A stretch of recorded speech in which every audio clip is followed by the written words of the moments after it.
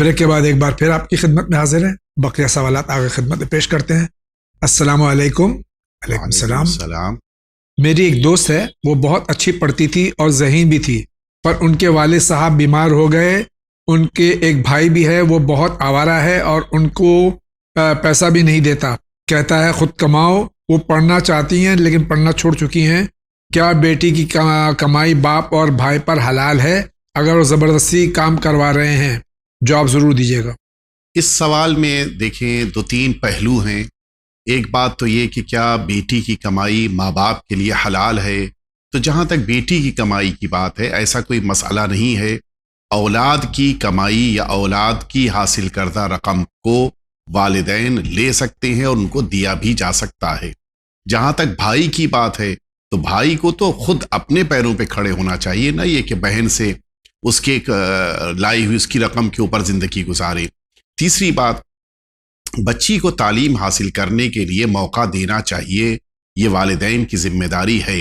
لیکن شاید اس سچویشن میں والدین اب اس مرحلے میں ہیں کہ بچی کے لیے اب وہ کچھ نہیں کر سکتے۔ تو اگر ایسی کوئی صورتحال ہے تو بچی اپنی تعلیم کو کورسپونڈنس کے ذریعے سے جاری رکھے، تعلیم بھی جاری رہے، اور اس کے ساتھ ساتھ وہ بچی اپنے پیروں پہ کھڑے ہو کے اپنی زندگی گزارے، یہ زیادہ مناسب ہے۔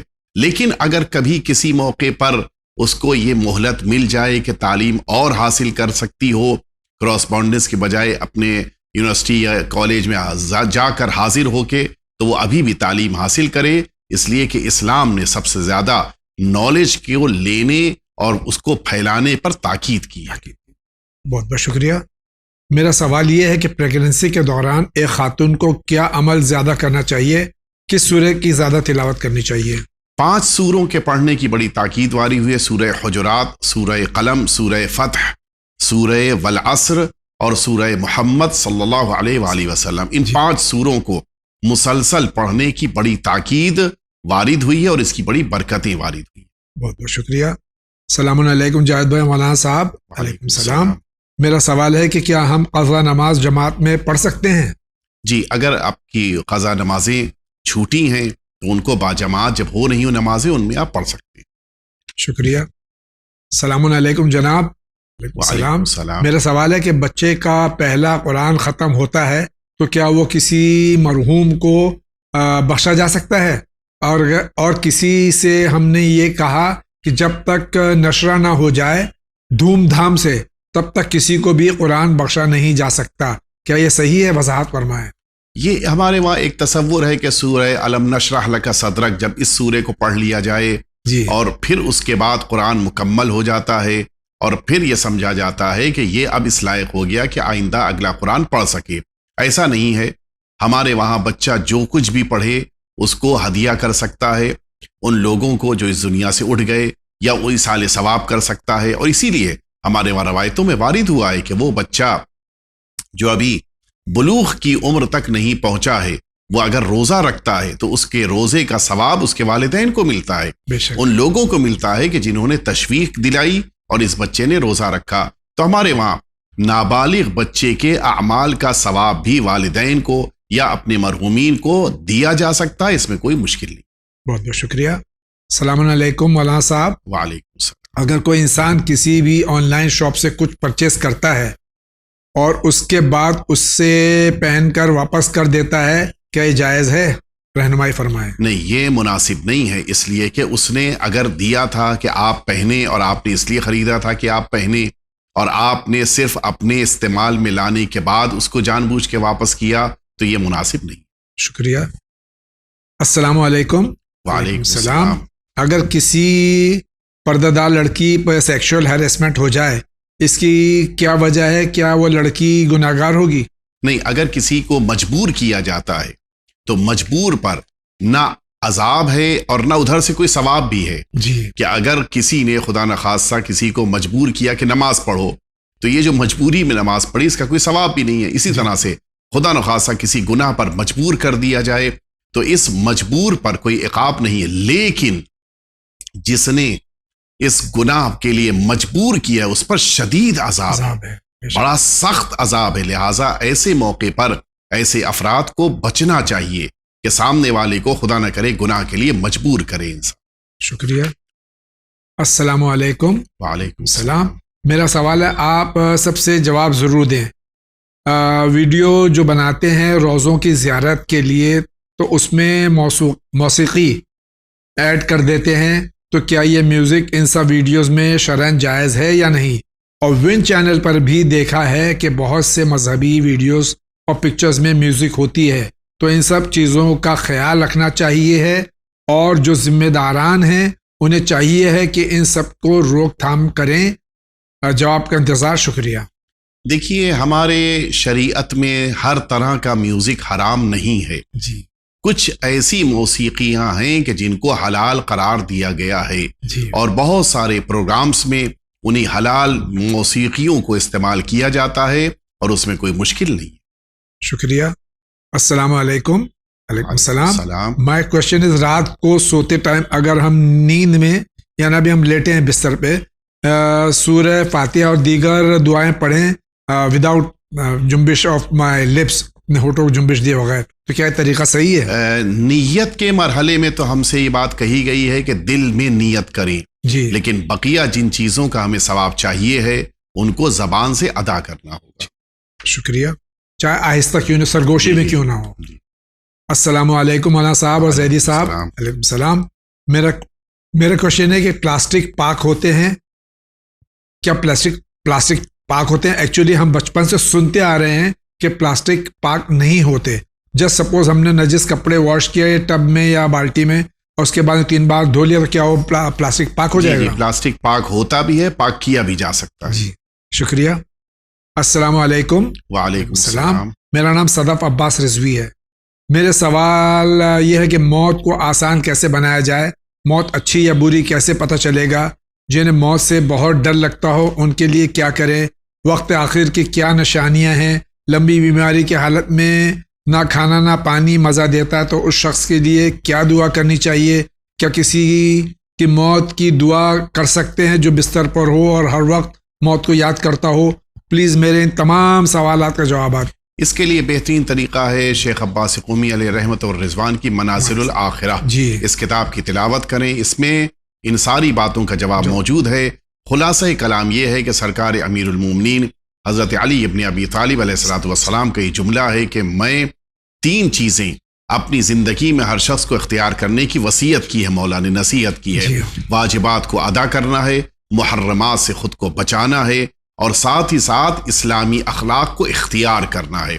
مولا نے فرمایا کہ یہ تینوں چیزیں جب انسان کی زندگی میں آ جائیں، اب اس کو خوف نہیں ہونا چاہیے کہ موت پر وہ جا پڑے یا موت اس پر آن پڑے. جی. ایسی صورتحال پیدا ہو.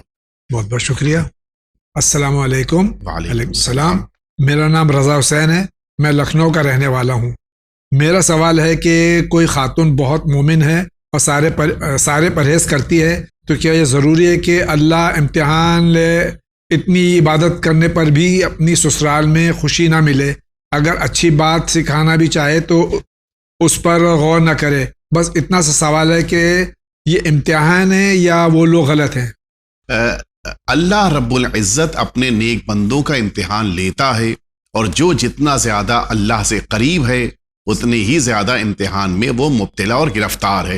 اور اس کی مثال اہل بیت اطہار، انبیاء کرام، اوصیاء اعظام ہیں کہ جن کو اللہ نے ہمیشہ امتحان اور آزمائش میں قرار دیا. تو اس کے یہ معنی نہیں ہے کہ اگر کوئی مشکلات میں ہے تو اس کی عبادتوں میں کمزوری ہے معاذ اللہ، یا پروردگار اس سے ناراض ہے، بلکہ یہ آزمائش ہے کہ جو اللہ رب العزت کی طرف سے. البتہ کبھی کبھی اللہ کا یہ بھی لطف اور کرم ہے کہ انسانوں کے گناہوں کی سزا اس دنیا میں دینے کے لیے اس انسان کو مشکلات یا سختیوں میں پروردگار قرار دیتا ہے. تو یہ دونوں پہلو ہو سکتے ہیں. ہو سکتا ہے کہ سابقہ گناہوں کی بنا پر ان کو سزا مل جائے، یا یہ بھی ممکن ہے کہ پروردگار مستقبل میں کوئی عظیم اجر دینے کے لیے مسلسل آزمائشوں میں قرار دے رہا ہو. بہت بہت شکریہ. السلام علیکم انا صاحب اور جاوید بھائی. وعلیکم السلام. میرا سوال یہ ہے کہ زکوٰۃ سال میں ایک دفعہ 2.5 کا کنسپٹ کہاں سے آیا ہے؟ یہ ہمارے وہاں روایتوں میں اس کے بارے میں حکم دیا گیا ہے. البتہ سب کے لیے ایک جیسا نہیں ہے. مثلا غلات اربا کہ جن کے پر زکوٰۃ واجب ہے، ان کا الگ طریقہ کار ہے.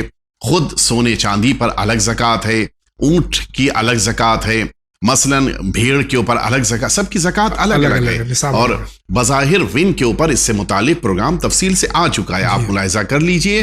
روایتوں میں اس کا ذکر وارد ہوا ہے اور روایتوں کی بنا پر یہ بیان کیا گیا ہے کہ کتنا نصاب ہو تو کتنی زکوٰۃ نکالی جائے. اگلا سوال ان کا ہے, حج کیا ہے؟ ویسے ہی جیسے اسرائیلی یعنی یہودی دیوار گری یعنی ویلنگ وال کو مذہبی عبادت گاہ سمجھتے ہیں. حج سے متعلق پروگرام ابھی ون ٹی وی کے اوپر شروع ہوا ہے اور آپ اس پروگرام کو تفصیل سے دیکھ لیں. خود حج جناب ابراہیم علیہ وعلی نبینا وآلہ علیہ الصلاۃ والسلام کی ایک نشانی ہے, ان کے زندگی کے وہ اعمال کے مراحل کہ جو آج علامتوں کی شکل میں ہمارے درمیان حج کو پروردگار نے واجب قرار دیا ہے. اس کی شباہت کسی دوسری قوم کے کسی عمل سے نہیں ہے, لہٰذا یہ سوچنا کہ کوئی کیا کرتا ہے اس کے جیسا عمل حج میں ہے, ایسا کوئی عمل نہیں ہے. یہ خود اللہ نے مستقل شکل میں حج کو اس امت پر فرض کیا ہے اور اسی لیے ہم اس حج کو انجام دیتے ہیں. ناظرین کرام, ایک اعلان سماعت فرمائیں کہ عنقریب ماہ ذی الحجہ میں حج کا موقع ہے اور ہماری جانب سے یہ آپ کو تحفہ ہے کہ مفصل حج کے تمام احکامات, تمام ارکان مفصل طور سے بیان کیے گئے ہیں, جس کا فرسٹ ایپیسوڈ تھرسڈے کو شروع ہو چکا ہے اور وہ آپ ملاحظہ فرما رہے ہیں. حجت الاسلام مولانا ذکی حسین صاحب قبلہ نے بہت ہی مشقت اور محنت کے بعد یہ ایپیسوڈ تیار کیے ہیں. اس کو جو حضرات حج پہ جا رہے ہیں وہ بھی اور جو اگلے سال یا آئندہ حج کرنے والے ہیں غور سے دیکھیں, ایک ایک تفصیل اس میں بیان کی گئی ہے. انشاءاللہ آپ اس سے بہت علم حاصل کریں گے. آپ کا بہت بہت شکریہ. اگلے سوال کی طرف بڑھتے ہیں. I have heard someone tell some agent to perform this tawaf on his, یہ انگلش ذرا ان کی میری سمجھ میں نہیں آئی ہے, کہ کسی سے سنا ہے کہ طواف جو ہے, کون سا طواف انہوں نے نہیں کہا کہ کسی کو نائب بنا کے ادا کیا جا سکتا ہے. بڑی تفصیل ہے اس میں, اور پھر وہی بات کہ اس میں اگر وہ حج کا پروگرام یہ سماعت کر لیں تو ان کو بہت سے سوال کا جواب مل جائے گا. لیکن یہاں پر اجمالی طور پہ اگر مستحبی طواف ہے یا بعض صورتوں میں واجبی طواف نیابت میں انجام دیا جا سکتا ہے. شکریہ.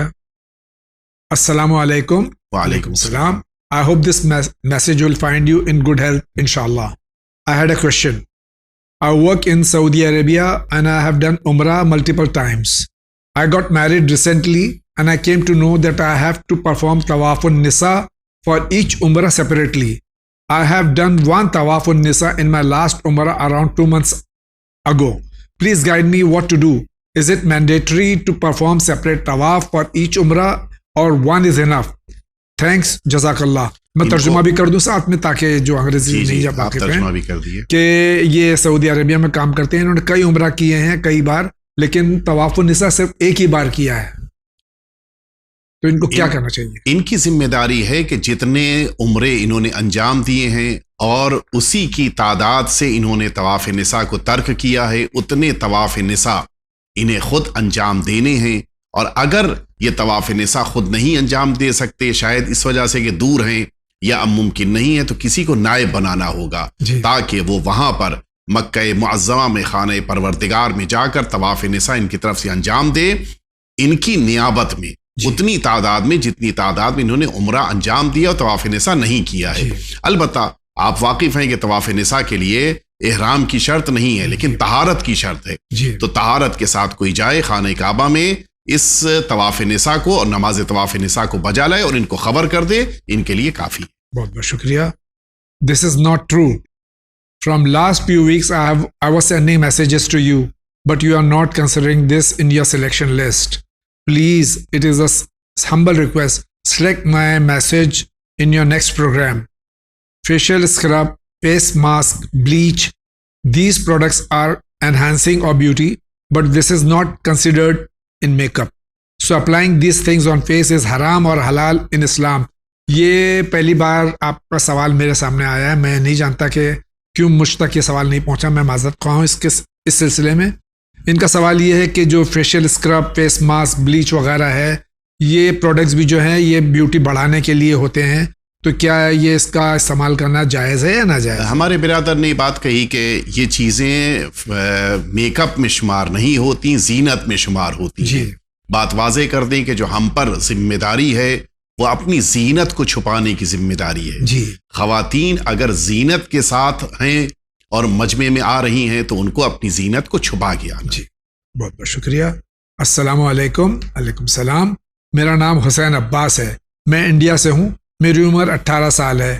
آغا میں نماز شب بھی پڑھتا ہوں اور مجھے امام مہدی اجل تعالیٰ فرج شریف کی نوکری کرنی ہے۔ امام کے لیے روز دعائے عہد اور زیارت عاشورہ پڑھتا ہوں۔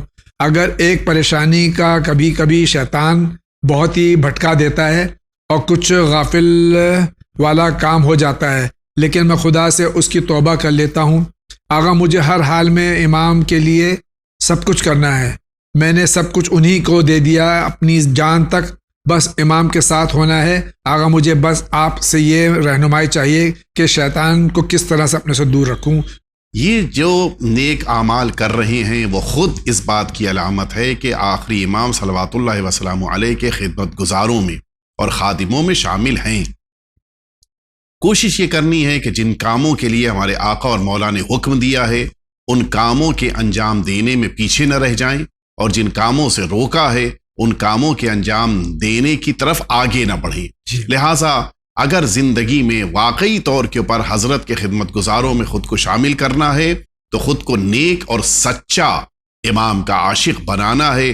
جہاں تک گناہ سے بچنے کی بات ہے، زیادہ سے زیادہ آپ گناہ کے عذاب کی طرف توجہ دیں اور کوشش کریں کہ لا حول ولا قوت الا باللہ العلی العظیم اس جملے کو اپنی زبان پہ زیادہ سے زیادہ جاری کریں۔ انشاءاللہ پروردگار سے مدد مانگیں، حضرت کے حضور میں رہنے کی کوشش کریں اور امام سے بھی مدد طلب کریں۔ انشاءاللہ پروردگار گناہوں سے بھی محفوظ رکھے گا اور حضرت کے ناصروں میں شمار فرمائے گا انشاءاللہ۔ بہت بہت شکریہ آغا۔ السلام علیکم جاوید بھائی مولانا صاحب۔ وعلیکم السلام۔ آپ کا چینل دیکھ کر میں نے اپنی کافی دینی غلطیوں کو سدھارا ہے، جیسے وضو، نماز اور بھی دوسرے دین کے حقوق ہو۔ میرا سوال یہ ہے کہ چینل ون دیکھنے سے پہلے جو غلطیاں ہم نے کی ہیں نماز و وضو میں، تو کیا وہ ساری نماز قضا کرنی پڑے گی یا پھر جب سے پتہ چلا ہے اس وقت سے ہماری نماز صحیح ہے؟ خدا حافظ۔ اگر انہوں نے یہ غلطیاں اس بنا پر کی کہ ان کو کوئی ایسی شخصیت نہیں مل پائی کہ جس سے مسائل کو دریافت کرتے، یا کسی نے غلط بتا دیا، تو ایسے موقع پر یہ دیکھنا ہے کہ وہ عمل کس طرح کا تھا، یعنی وہ مثلا وضو اور غسل کے منافی تھا یا اس کی ترتیب اور اس میں قسموں میں کوئی مشکل آئی تھی۔ اگر غسل اور وضو کے منافی عمل تھا، مثال کے طور پہ چہرہ دھویا ہی نہیں، مثال کے طور کے پر بدن کو دھویا ہی نہیں، تو ایسے موقع پر ایک حکم ہے۔ اور اسی طرح سے اگر ان کے پاس کوئی عالم تھا اور اس سے پوچھ سکتے تھے اور نہیں پوچھا، تب بھی یہی حکم ہے کہ ان کو اپنی تمام نمازوں کو اور تمام عبادتوں کو جن میں طہارت کی شرط تھی، جتنے دنوں تک انہوں نے غلط انجام دیا ہے، ان کو اب دوبارہ واجب شکل میں ان کی قضا بجا لانا ہوگا۔ بہت بہت شکریہ۔ السلام علیکم۔ وعلیکم السلام۔ ہمارے یہاں ولیج میں 10 محرم کو صحرا مدفون کرنے کے بعد لوگ اپنے مرحومین کی قبر پر فاتحہ پڑھتے ہوئے واپس گھر کو آتے ہیں۔ ابھی کچھ سالوں سے یہ دیکھا گیا ہے کہ گاؤں میں مولانا لوگ 10 محرم کو اپنے مرحومین کی قبر پر جانا اور فاتحہ پڑھنے کے لیے منع کرتے ہیں، آپ کیا فرماتے ہیں؟ ممکن ہے، کوئی ایسی مشکل نہیں ہے، انسان اگر جا سکتا ہے تو جا سکتا ہے، اپنے مرحومین کی قبر پہ جانا چاہے تو جا سکتا، کوئی حرج نہیں۔ سلام مولانا صاحب اور زیدی بھائی۔ علیکم السلام۔ میرا سوال ہے کہ اگر دوسرے بچے کے لیے کوشش کی جائے اور اس وقت پہلا بچہ بھی کمرے میں موجود ہو یا سو رہا ہو تو کیا صحیح ہے؟ اور کیونکہ بچہ کسی کے پاس زیادہ دیر کے لیے نہیں بیٹھتا یا سوتا، میں کیا اس سلسلے میں کیا کیا جائے؟ اور اگر شوہر کی رضا کے لیے بھی اگر ویسے ہی بچے کی موجودگی میں مباشرت کی جائے تو صحیح ہے یا نہیں؟ یعنی بچہ سو رہا ہے تو کیا صحیح ہے؟ کوشش کریں کہ جہاں کے اوپر کوئی انسان موجود ہو وہاں سے دور ہٹ جائیں۔ شکریہ۔ اسی کے ساتھ ناظرین کرام، آج کے اس ایپیسوڈ کا وقت ختم ہوا چاہتا ہے۔ میں حجت الاسلام کا مشکور ہوں، اس امید کے ساتھ کہ آپ اسی طرح سوالات بھیجتے رہیں، علماء کرام جوابات شریعت کی روشنی میں جو دیتے ہیں اس سے ہم استفادہ حاصل کرتے رہیں۔ میں آپ کا بہت بہت شکر گزار ہوں، آپ تشریف لائے، اور دعا کیجئے کہ اللہ تعالیٰ اس چینل کو، تمام مومنین مومنات کو اپنے حفظ و امان میں رکھے، اور دن دنی رات چوگنی ترقی ہو ہمارے اس چینل کی۔ آمین۔ پروردگار عالم ہم سبھی کو دین مبین اہل بیت اطہار کی خدمت کی توفیق عطا فرمائے، اور اسی طرح سے یہ چینل اور اس کے تمام خدمت گزاران اور خاص طور سے آپ پروردگار عالم آپ سبھی کو صحت سلامتی، طول عمر اور بابرکت عمر عطا فرمائے، اور ہم سبھی کی ان خدمتوں کو رب العزت قبول فرمائے، ہم سب کے آقا اور مولا کے ظہور پر نور میں رب العزت تعجیل فرمائے۔ آمین۔ اجازت دیجیے، اگر زندگی رہی تو پھر آپ سے ملاقات ہوگی انشاءاللہ۔ وآخر دعوانا ان الحمدللہ رب العالمین۔